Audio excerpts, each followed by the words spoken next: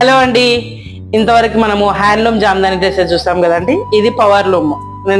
మనకి ఇది సీ బ్లూకి మనకి ఇలా వైట్ గోల్డ్ వీవింగ్ వచ్చింది. దామన్ పార్ట్ లో మనకి ఇలా వస్తుంది డ్రెస్. మనకి ఆల్ ఓవర్ ఇలా థ్రెడ్ విత్ జెరీ వీవింగ్ వస్తుంది. బార్డర్ ఇలా వస్తుంది. మనకి దుపట్టాస్ కూడా చాలా పెద్దగా ఉంటాయండి. కలర్స్ అవైలబుల్ ఉన్నాయండి, చూద్దాం మనం.